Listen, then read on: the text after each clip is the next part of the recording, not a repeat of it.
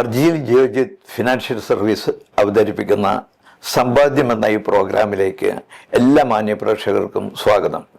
ഞാൻ KV Shamsuddin, Burjeel Geojit financial സർവീസിൻ്റെ ഡയറക്ടറാണ്. ഇന്ന് നമ്മുടെ മുമ്പിൽ ഞാൻ സമ്പാദ്യവുമായി ബന്ധപ്പെട്ട് അവതരിപ്പിക്കുന്ന വിഷയം ഫിനാൻഷ്യൽ പ്ലാനിംഗ്, സാമ്പത്തിക ആസൂത്രണം എന്ന ഒരു ഭാഗമാണ്.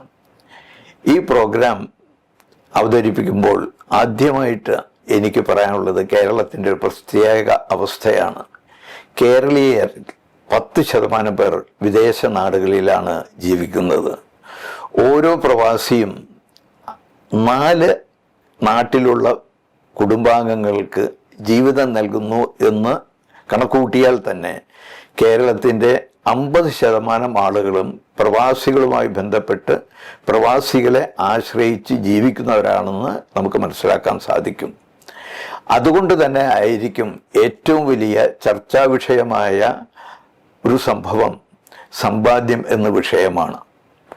കാരണം കേരളത്തിൻ്റെ ജനസംഖ്യ എന്ന് പറയുന്നത് 3,44,00,000. ഇതിൽ നിന്ന് 10%-ഓളം പേർ വിദേശത്ത് ജീവിക്കുന്നു. ഈ വിഷയത്തിൻ്റെ പ്രാധാന്യം ഒരു പ്രത്യേക സാഹചര്യത്തിലാണ് ഞാൻ ഊന്നൽ നൽകാൻ കാരണം. ഇന്ത്യയിലേക്ക് പ്രതിവർഷം വിദേശ ഇന്ത്യക്കാർ അയക്കുന്ന പണത്തിൻ്റെ 20% വരുന്നത് കേരളത്തിലേക്കാണ്. കഴിഞ്ഞ വർഷങ്ങളിൽ കേരളത്തിലേക്ക് എത്തിയത് 2 ലക്ഷം കോടിയിൽ കൂടുതലാണ്. നമ്മൾ മനസ്സിലാക്കേണ്ടത് ഇന്ത്യയുടെ ടോട്ടൽ ജനസംഖ്യ 144 കോടിയാണ്. കേരളത്തിൻ്റെ ജനസംഖ്യ 3.45 കോടിയാണ്. അവിടേക്കാണ് ഇന്ത്യയിലേക്ക് മൊത്തം അയക്കുന്നതിൻ്റെ 20% ഒഴുകി വന്നത് എന്ന് നമ്മൾ മനസ്സിലാക്കണം.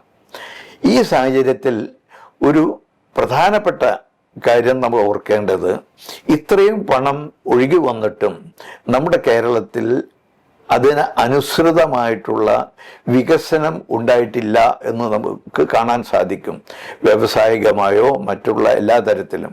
പക്ഷേ ഒരു വികസിത രാജ്യത്തിൻ്റെ സംസ്ഥാനത്തിൽ പോയതുപോലെ ധാരാളം വിദേശ വാഹനങ്ങൾ, ഇന്ത്യയിൽ നിർമ്മിക്കുന്ന ലക്ഷറി കാറുകൾ, റോഡിൻ്റെ നാനാഭാഗത്തും വലിയ ഭവനങ്ങൾ, വലിയ ഷോപ്പിംഗ് മാളുകൾ, അങ്ങനെ വേണ്ട എല്ലാ ലക്ഷറി ആയിട്ടുള്ള ജീവിതത്തിന് ആവശ്യമുള്ളതെല്ലാം നമുക്ക് കാണുവാൻ സാധിക്കുന്നു.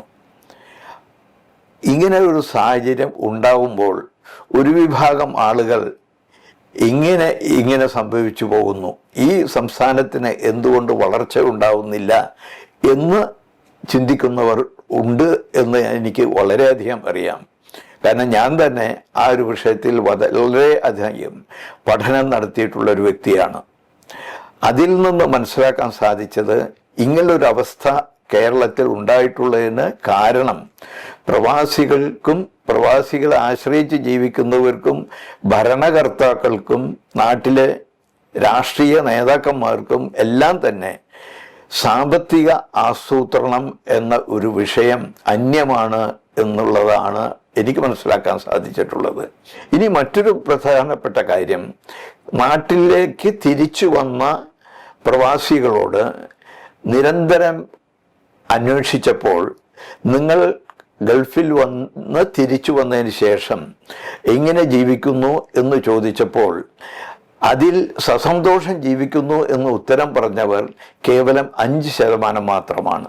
അതേ സമയത്ത് ബാക്കിയുള്ളവരിൽ ചിലർ പറഞ്ഞത്, ഞങ്ങൾ നാട്ടിൽ വന്നതിന് ശേഷം പലപ്പോഴും രാവിലെ വീട്ടിൽ നിന്ന് ഇറങ്ങിയാൽ രാത്രിയാണ് കൂടണയുക.